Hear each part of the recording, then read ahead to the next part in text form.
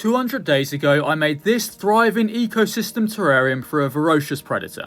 Here's how I did it. I selected this glass bowl to use and then got straight to work by building the drainage layer. This is where excess water will sit instead of it sitting in the substrate. On top of the leaker, I placed in a substrate barrier. This stops the substrate from getting down into the drainage.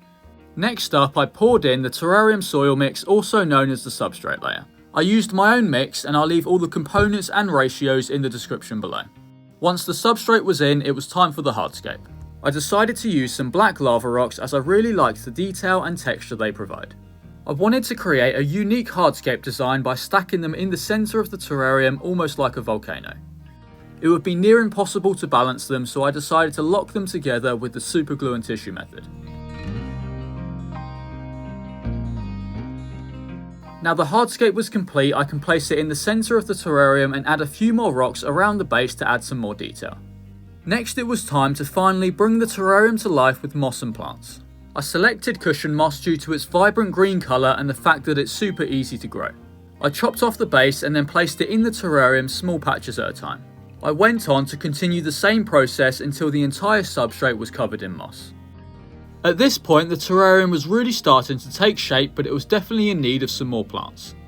I went over to my tree frog vivarium and pulled out some small bromeliads. These are really unique plants as they don't require any substrate to grow and they get their nutrients from the water that they store in the middle of their leaves. Some gel type superglue was perfect to mount them in place on the lava rock. I decided to use 3 of them and I'm really happy that I did. To hide the glue marks that join the rocks together, I placed in some small patches of moss throughout the lava rock. One thing this setup was still missing is detailed plants throughout the base. Small Fittonia cuttings would help fix that problem. I planted the stem down into the moss up to the first set of leaves. They'll root and start growing in no time. Some red Fittonia would also add a nice pop of colour inside the ecosystem. I also wanted to have plants climbing up the lava rock structure in the centre. In my opinion, there was no better choice for this than some oak leaf creeping fig. I took some small cuttings from this pot that I propagated myself and then planted them inside the ecosystem. With the planting complete, the terrarium really was looking just how I hoped it would. I gave the terrarium a good spray down with water before introducing the springtails.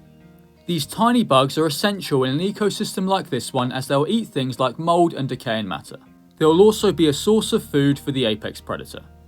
At this point, all that was left to do was to place on the lid and let the ecosystem establish. In only 2 weeks, the ecosystem had already started to establish and grow in really well. The oak leaf creeping fig had started climbing up the lava rock just how I hoped it would, and all the other plants were also doing great.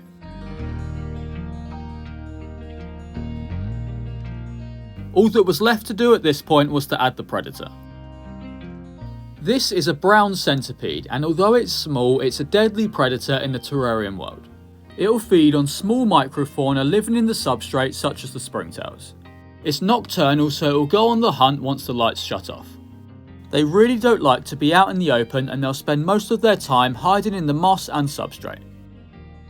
The terrarium was thriving after 2 weeks, but let's fast forward 200 days to today and see how it's getting on.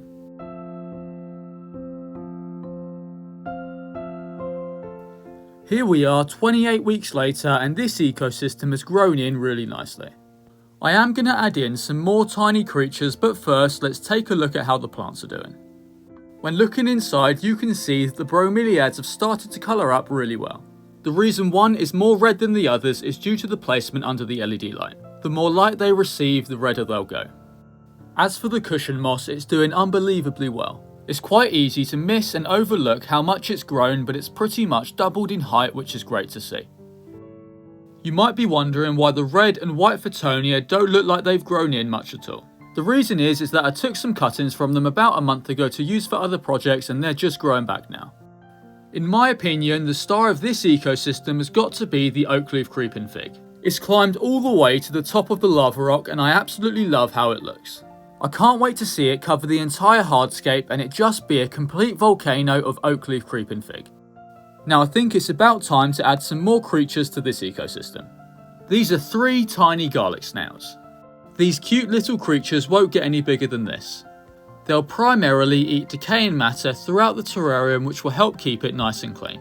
Don't worry, they don't eat live healthy plants. If you think this trio need a name, I'd love to hear your thoughts in the comments. I'm sure you're wondering how the brown centipede is getting on. I've only seen it a couple times and it's always been late at night once the lights are off, and even then I've only seen it for a split second. This obviously makes it really hard to get on camera, and I certainly don't want to be digging around in the ecosystem just to try and get the shot. Hopefully someday soon I'll be able to get him on camera, and if I do, I'll be sure to share that with you. I'm really happy with how this terrarium's doing after 200 days, and I can't wait to see it after another 200. If you enjoyed this video, I think you might enjoy this one where I make a giant ecosystem terrarium for a tree frog.